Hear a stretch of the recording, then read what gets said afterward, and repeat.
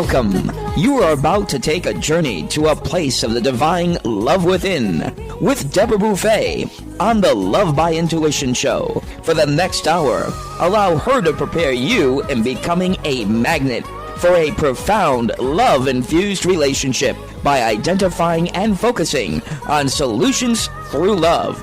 Awaken the light within and let your essence shine. And now, here's Deborah Buffet on Love by Intuition, all part of the Dreamvisions 7 radio network. Welcome, everyone. Bonjour, mes amis. And yes, here I am, Deborah Buffet, as usual, founder and owner of the Dreamvisions 7 radio network, the Love by Intuition show, and the Kids for Love project.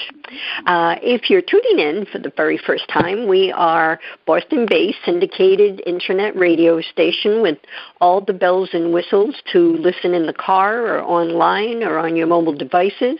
And we are also the media partner for the EMYoga Institute in Rhinebeck, New York.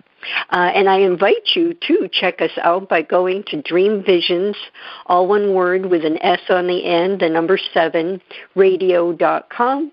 You can catch my show Monday through Friday, which is 6 a.m. and 6 p.m., but please do see all the other most glorious hosts, everyone there with different modalities, businesses, everyone coming from their heart, wanting to help those of you out there to have a more joyful, peaceful life, go within, heal, unity, consciousness, all that good stuff.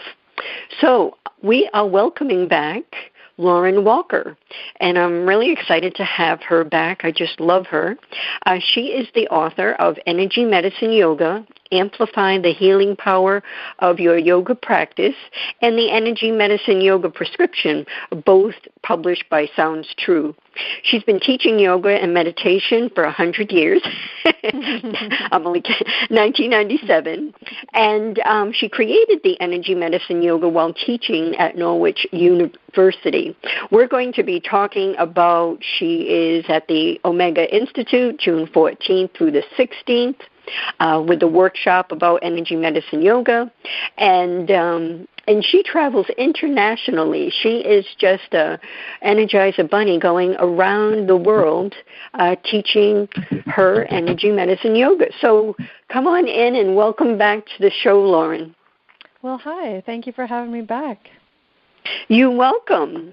And so for the listeners, describe what is energy medicine yoga? What is the difference between that and, say, many of the other yoga? I know you're living it. It's not just a practice. You're living it. But what is it? So it is, in traditional yoga styles, yoga itself is an energetic practice, but it's not taught so much anymore, and actually more and more it's taught as a very athletic, acrobatic practice that's for physical benefits almost exclusively, although more and more people are branching out into the meditation and breathing practices, which have a tremendous effect on the body and the mind. But yoga originally was an energetic, and still is an energetic practice to get your underlying energies working for you. In traditional yoga, they work primarily with one or two energy systems of the body, and the one that most people know of is the chakras. And if you've ever taken yoga classes or studied yoga at all, your chances are you're familiar with the chakras, and maybe with the aura as well. But the truth is we have 9 energy systems in the body, and they all work synergistically. They all work together just the way all of the physical systems in the body work. And so in energy medicine yoga, we put our focus on engaging and utilizing all 9 energy systems in a really easeful way so that everything starts to work better when your energy is working for you. And that's the primary difference, is working with all of the systems of the body together and teaching those systems, because most people don't know what they are or that they exist even. Very good. And all the elements come into play and all the different pieces of it, and I bring that up because it's spring, and so we have the wood element. And talk about that it's Tantra-based practice, because the Tantra, a lot of times people are thinking of that more towards couples. Am I right? Am I correct in that thinking?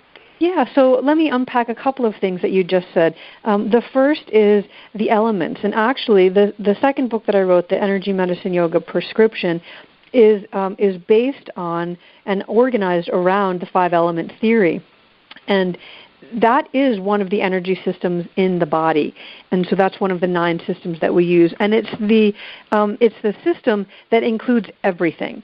So everything in the physical body falls into one of these 5 elements: your personality, the stages of your life, what you go through, the phases of the seasons.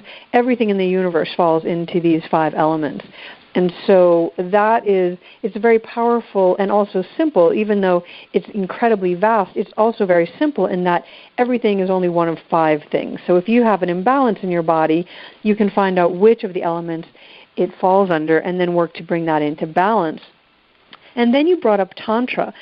So energy medicine yoga is a tantra, and tantra simply means to weave together. Or, Sanskrit words have many meanings, and so another meaning of the word is technology, or the sum being greater than the parts.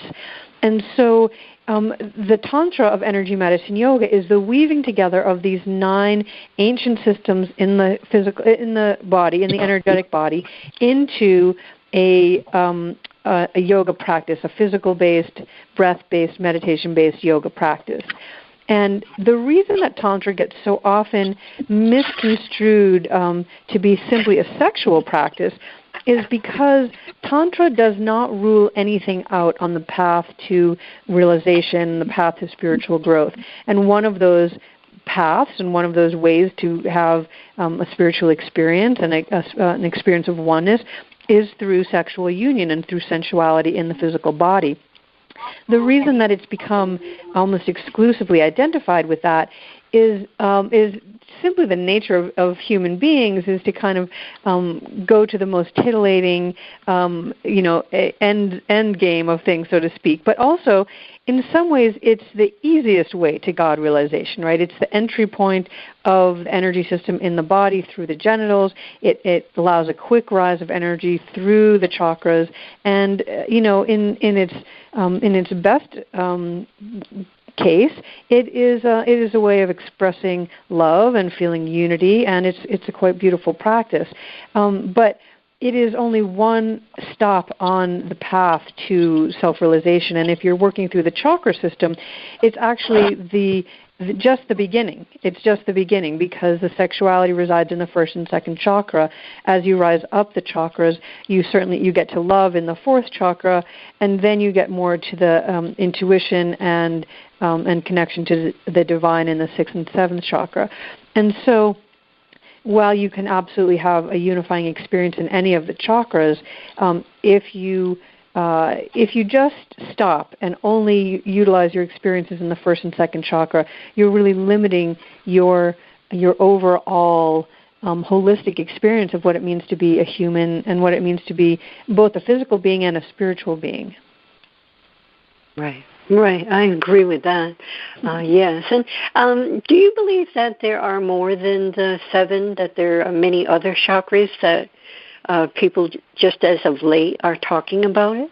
Absolutely. And again, there's so much that we work with in modern yoga that either is a complete diversion or a complete offshoot of what was historically taught, or a lot of things really aren't connected at all in our different practices. There's goat yoga and things like that. That certainly wasn't an ancient practice or anything that was written about in any of the sacred texts. But there are many chakras in the body. The system up and down the spine, there are different yoga traditions that have it as 5, 7, 8, 9, 11. There are chakras on the breasts and on the hands and the feet. Chakra simply means wheel or vortex of energy, and we have vortexes of energy all over the place. Some of them very beneficial, and some of them very, very challenging and difficult to work with. And actually, in the work that I've done with Donna Eden outside of the energy medicine yoga, we can identify and release vortexes that actually draw in difficult or challenging situations into our lives and can become sort of a habit of vortex energy, because, of course, energy creates patterns, and then those patterns can become habits. And so those could also be considered chakras because, of course, they are wheels or vortexes of energy.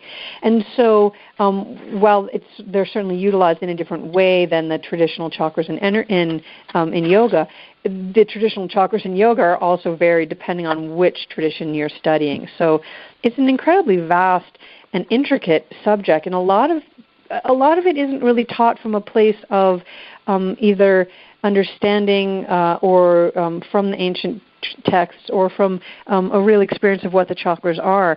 And I've been lucky enough to study with Donna, my teacher, Donna Eden, who founded Eden Energy Medicine. And her view on the chakras really varies quite a lot from many modern practitioners of yoga.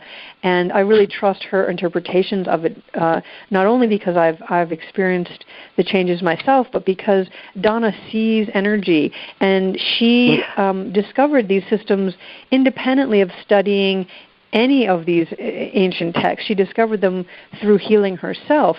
And so she wasn't dogmatic about it, and still isn't to this day. She was really simply curious and then discovered what she discovered, and was actually quite surprised when she realized, wow, this is a system that other people know about and that other people have studied for years.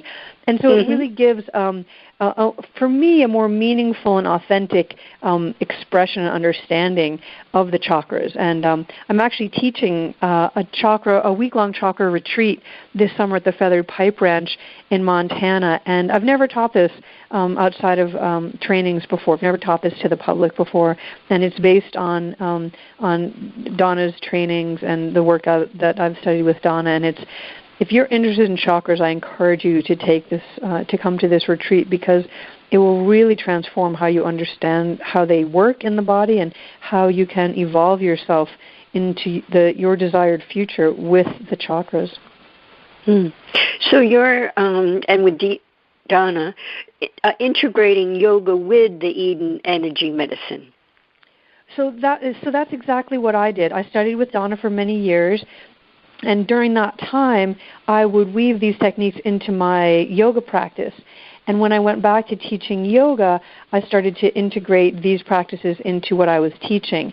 And my students experienced the same thing that I did, just a tremendous transformation, metamorphosis, much more powerfully than what they or I had experienced before just practicing traditional yoga, which in and of itself is, of course, a beautiful practice, and there are many gains to be had. I want to make clear that I'm not in any way diminishing the power of traditional yoga.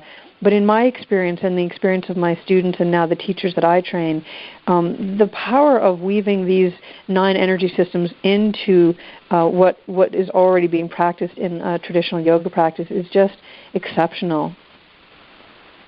I had a question.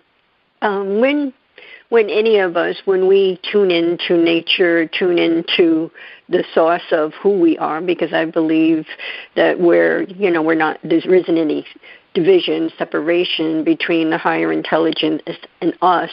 When we're feeling those tingles, and anyone that's on the journey will feel that, is it really coming from the chakras? Is it based from there and then spreads out throughout the body? I'm curious. Well, I'm not sure exactly what you're saying. What are you meaning when you say you're feeling tingles or sensation when you're outside? when any of us connect with the higher source and we are resonating in the beauty and awe and reverence for life, when we're having a moment, and that usually happens through, it starts off when you're meditating, and then it just crops up at any time during the day when you're really resonating in the moment, and you're, as mentioned, you're in awe of something that you're experiencing as far as nature or anything of that sort, and you can actually